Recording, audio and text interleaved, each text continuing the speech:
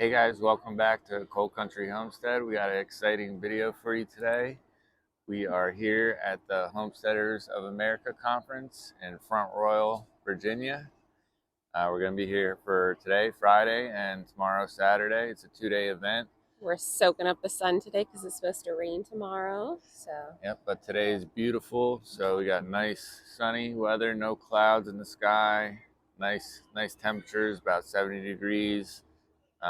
We got our look how stuff exciting on. See the back. There you go. We'll Our be sure to link our friend, small businesses supporting small businesses, Be Crafty Creations. So I'll be sure to put a link. We're still working things out, but eventually we would like to have some kind of merch for all of you. And it will definitely be offered through our friendship. So something to look forward to, but we're really excited about these. Yeah, and they have real nice feel. They're soft. They fit real nice. The shirts are nice. Yeah. And I really like the color options. She has a lot of we got these heathered colors. So you see this one's heathered and this one's a little bit lighter of a maroon heather, but really nice options from her at Be Crafty Creations. So we'll be sure to try to work on that for you guys and see if we can get some merch going in the future here. But right now we're just walking around and checking out all the vendors and stuff. There's, I don't know, hundreds of vendors here. Lots of interesting stuff. We got some plants and all kinds of homesteady equipment stuff. And we already watched Daniel Salatin's, he was the first speaker of the day today. So he did a segment on how to start up a farm and everything you need to do in order to get that going correctly. Who else did we watch? We watched the Dohertys. On passive water systems. So that was pretty interesting. And there's pretty much a speaker every hour. So you got to kind of either decide that you're going to sit down the whole day and listen to everybody, which there's multiple tents. Yeah, there's multiple tents to check out. But it's definitely a full schedule. Very interesting stuff going on. Hopefully we'll be able to see Justin Rhodes later today. I did see him walk right by me. Yeah, Sam walked right by him already. I haven't seen him yet, but yeah, it's just exciting to see all the other YouTubers and have that real sense of community here. Yeah, it's definitely a nice sense of community, and everybody's super friendly, and just a real nice event here. So we're kind of enjoying just being a little fly on the wall, a little touristy, right? Kind of. I don't think anybody's gonna recognize us, but forgetting to really record it. We're just kind of soaking it in. So we paused to do this for you, but yeah, we'd be really surprised if anyone spotted us. Most likely it'd probably be a lady fangirling over Zachary. So we're enjoying ourselves, but we'll try and bring you along for a few of the key pieces. Yep, so we're gonna walk around here and check out the vendors a little bit, and then maybe we'll give you a little segment of our next speaker or something like that, and just try to give you little tidbits and pictures, probably a bunch of pictures that you're going to see in this video of the speakers and, just some of the cool stuff that we see. So maybe a few voiceovers, because Zachary still doesn't love recording in the public. Yeah. It's a little awkward. Yeah, so. It's awkward, but something we got to get used to. So we'll bring you along for the ride, guys. All right, see ya. So this here was the big barn, and this is where we saw the first speaker, Daniel Salatin, on setting up your property the right way. After him was the Dohertys. They had great information on passive watering systems, which we can all use easier watering, right?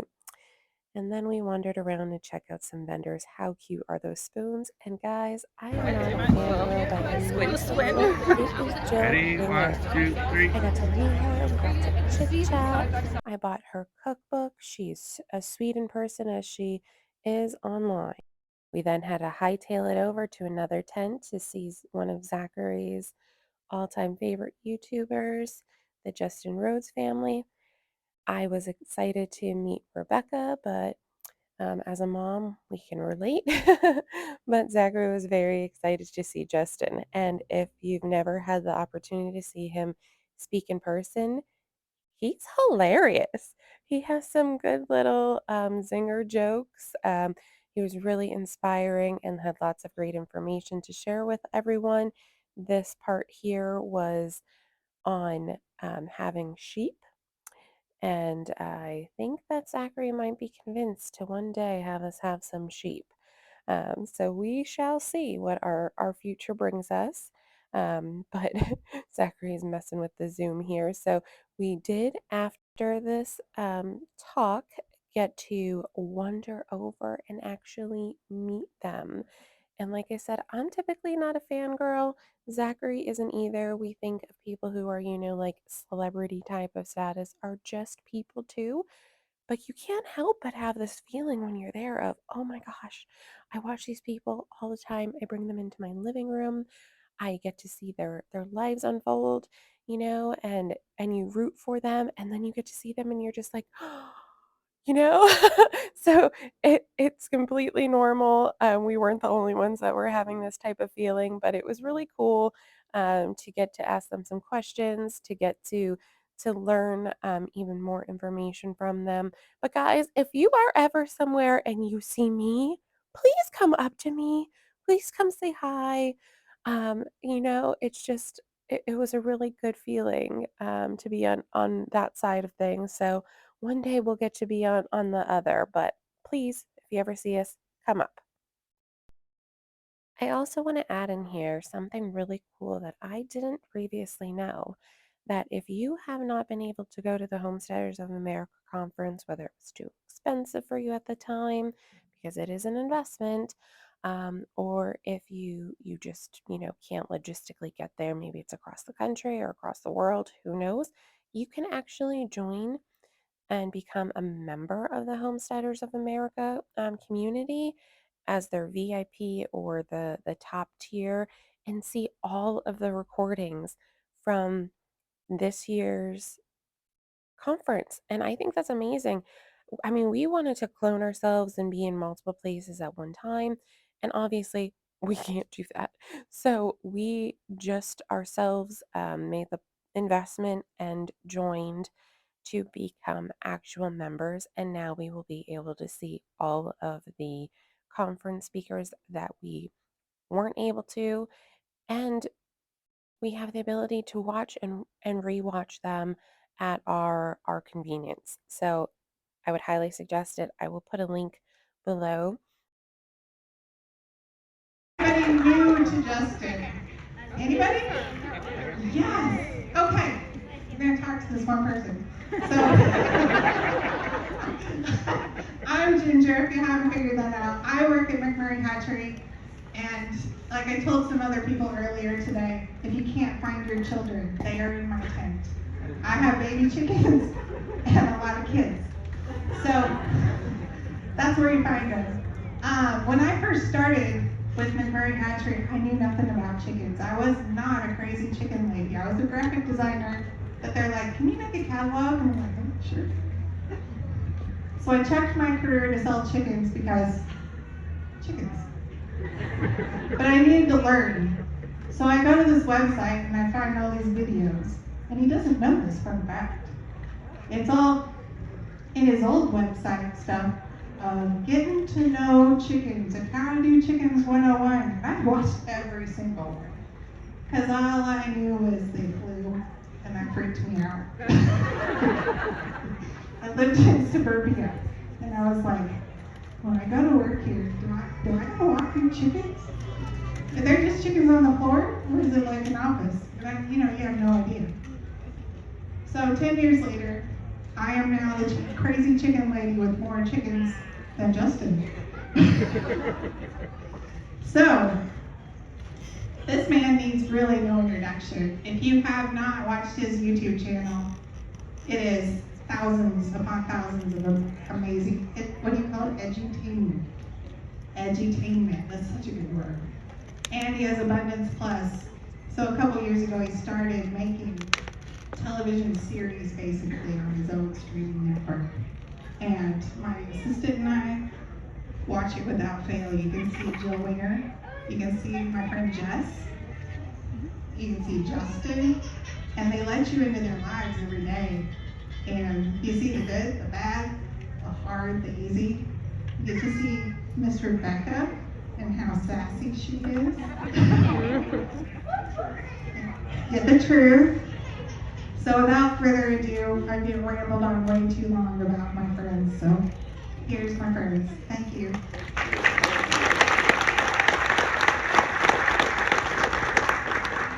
I think that we were at Homesteaders of America 2 years ago. Fact checker, was that right? We had this Warriors, we're sitting with them right over there.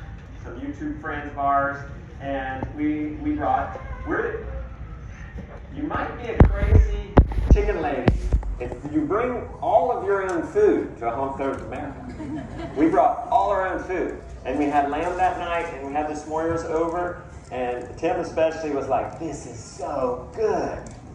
I've got to grow lamb. How's that working out for you? Amazing. I mean, amazing now that they're in the freezer. Yeah. After you had to wrangle them and chase them and leap to jump them and catch them to get them in the trailer, you did it. And hopefully that'll be just as tasty as when you had it there. So we inspired somebody to grow their own meat lamb, and they got them, they went through the process, went through the trouble of catching them. They ended up being wilder than you imagined. Maybe they were a little bit of a different management when you got them. It's never cut and dry. It's never unicorns farting rainbows. Things happen. He goes to harvest them, they can't catch them. What are you going to do? You're just going to run and jump out. Now, if you have to catch your sheep to put them in the trailer, and you have to run and jump after them, first of all, you could go to Premier One and get that crook. You might not know. It really is so amazing to get to meet some of these people in person. Like I said, ask them a few questions and just get to chat with these people that we really literally have invited into our lives every day in our living rooms and to guide us along our homesteading journey. So this was definitely a highlight for Zachary, and I was happy to be there to help capture this.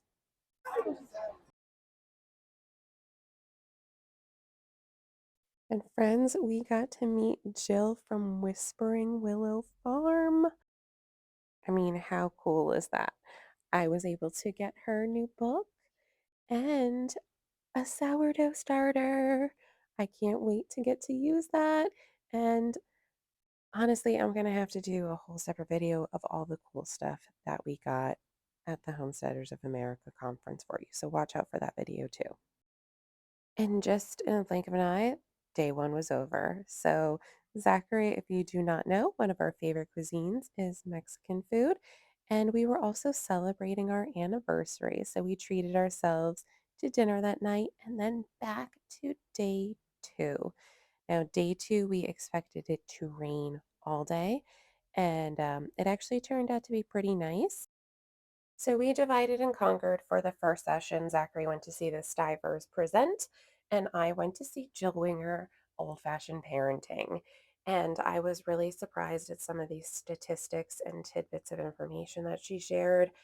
Definitely makes you sit back and analyze your parenting a little bit more. She was very great in her presentation, and this actually inspired me to get her book. And I actually had it dedicated to my girls. So I will be keeping all of these things at front of my mind going forward, especially this one. You don't remember the times your dad held the handlebars. You remember the times he let go. I'm often the mom on the sidelines going, oh, don't do that. And Zach's the one going, yeah, let's go. So after this presentation, the sun was shining and there were lots of animals to be seen at the conference. And if you know, Zachary loves all the animals. So we petted lots of dogs and bunnies and these guys.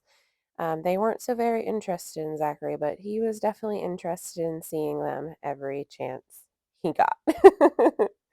um, and the day did not slow down on day two whatsoever. So we moved on then to see Jill from Whispering Willow Farms. And I loved her presentation just about maximizing your small homestead.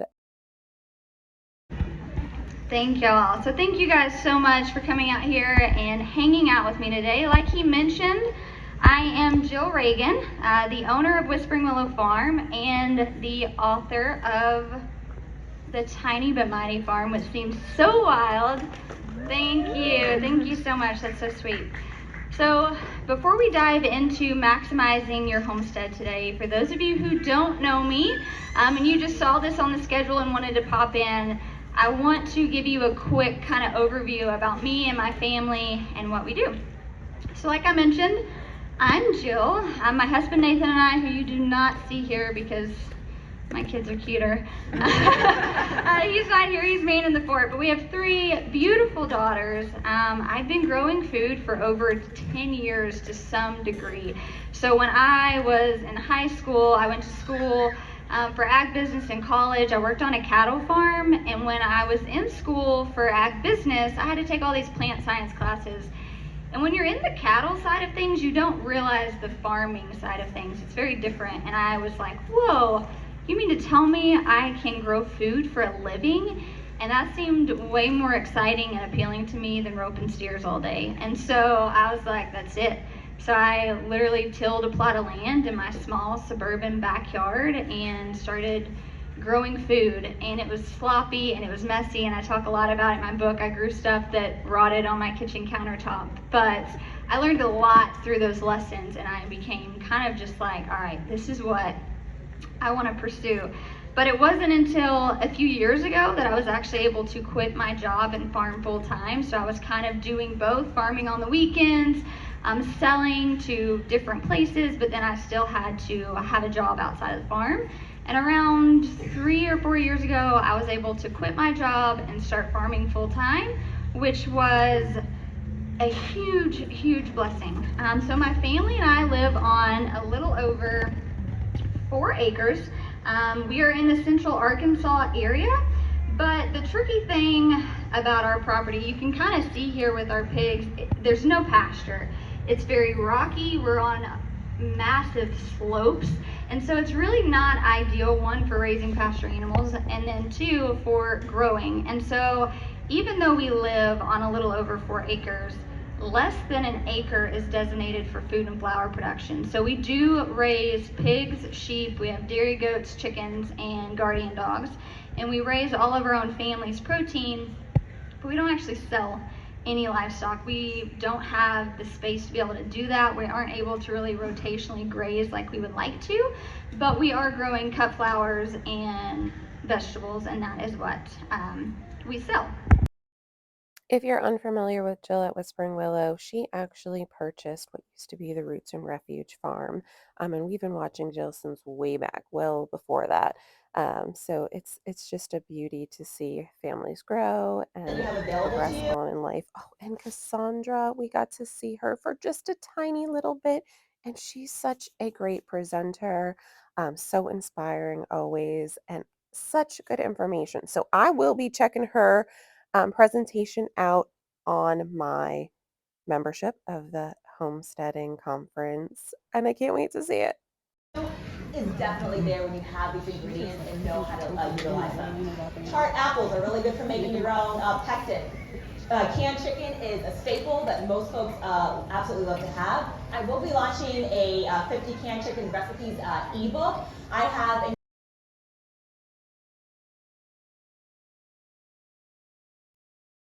So at the end of day 1, guys, I stopped at the Redmond's Real Salt stand, and I've never ever shared with you. So we're going to have a moment of vulnerability here. I actually have what's called POTS.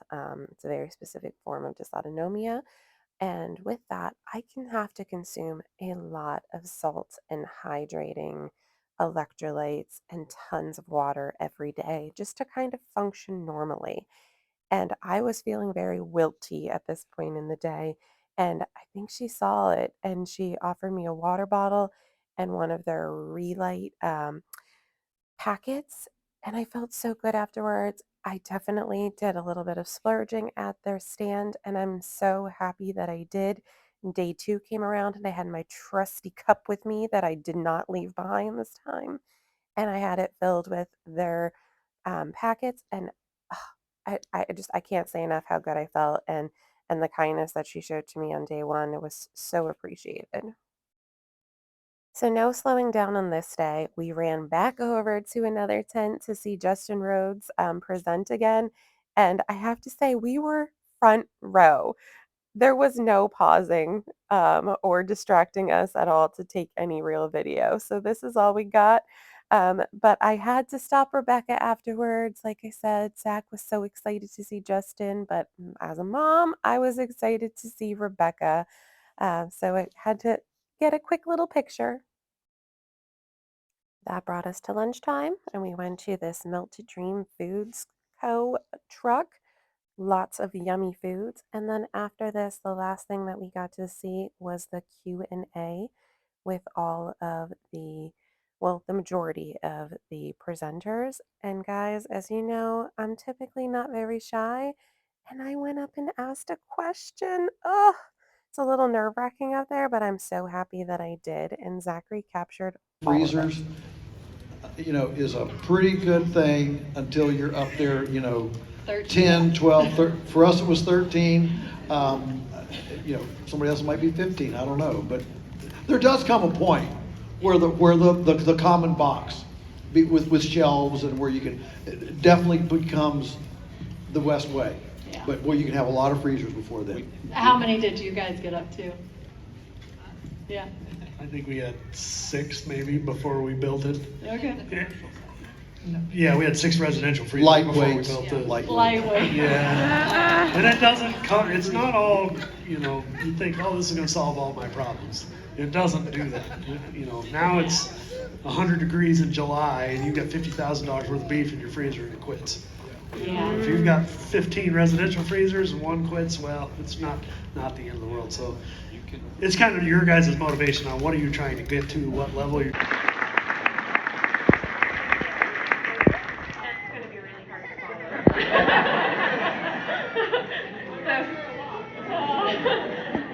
Yeah, right?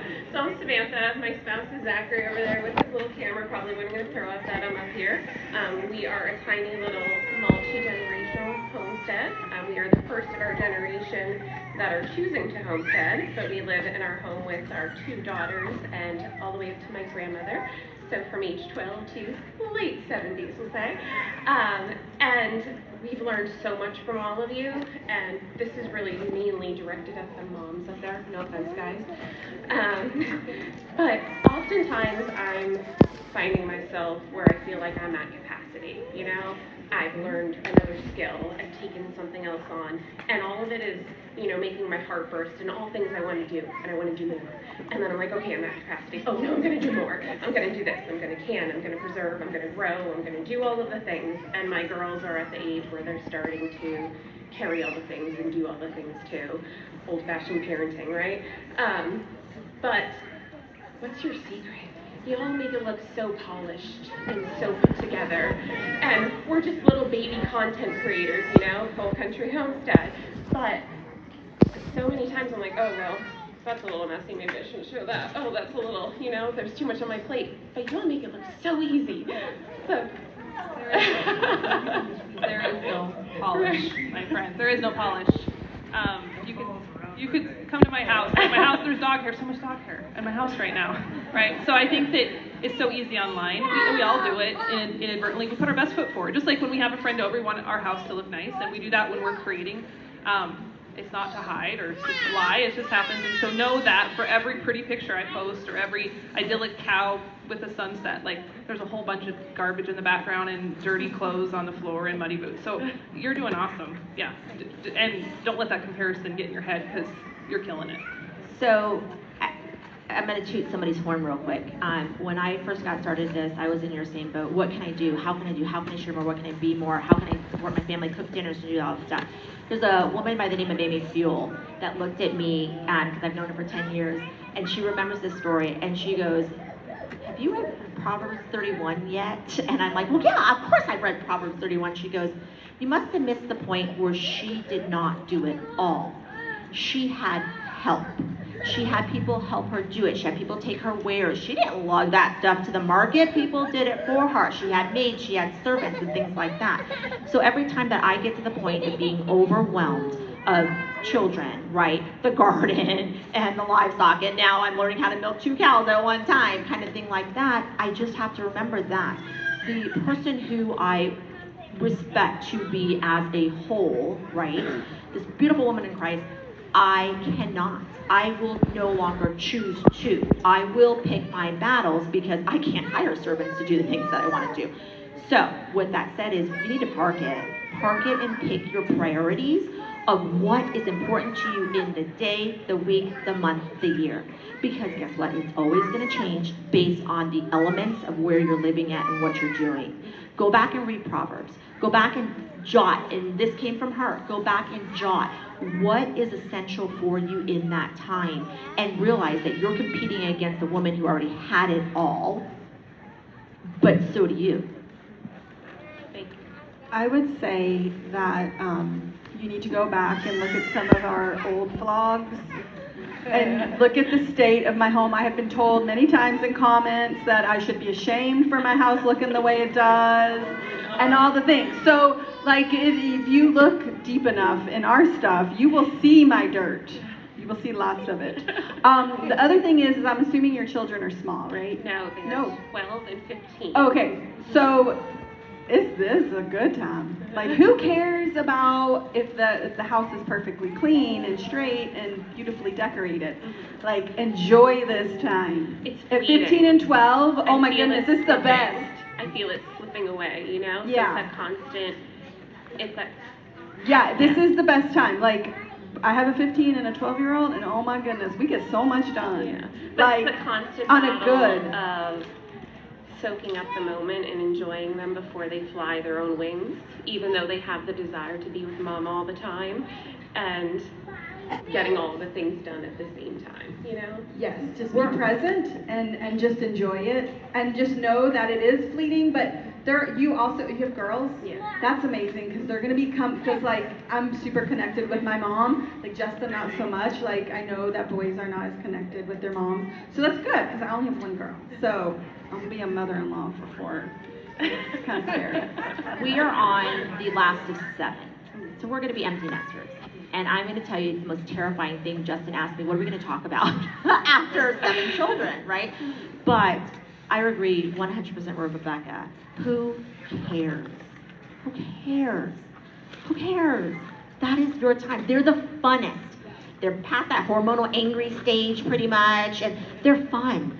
Enjoy them, especially with girls. Enjoy. I love you boys too, but enjoy the fun.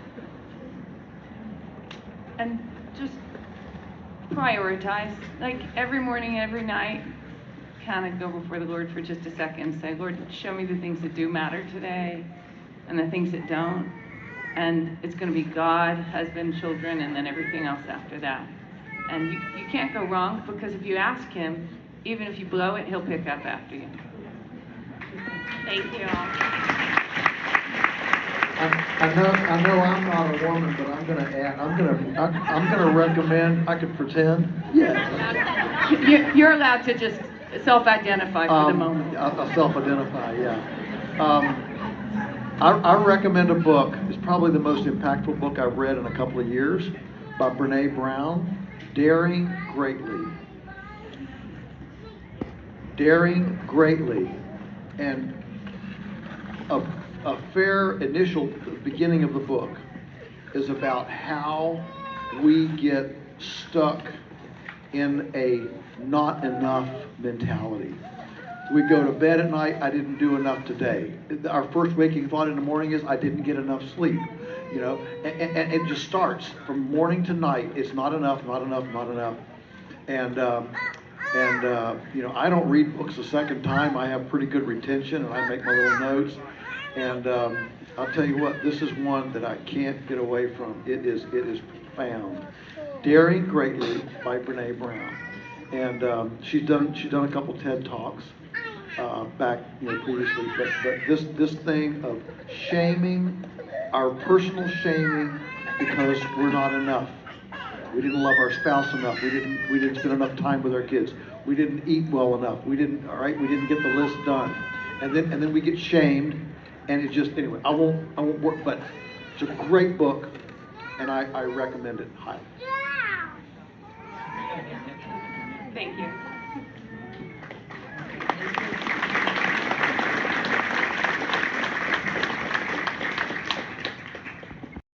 Well, friends, thanks so much for joining us on our massive adventure of going to the Homesteaders of America Conference. I even checked out this little flea market there, and I was so tempted to buy this bowl, but I didn't. So keep an eye out for our next video where I'll show you all of the fun things that we did buy at the Homesteaders of America Conference. Thanks for watching, guys.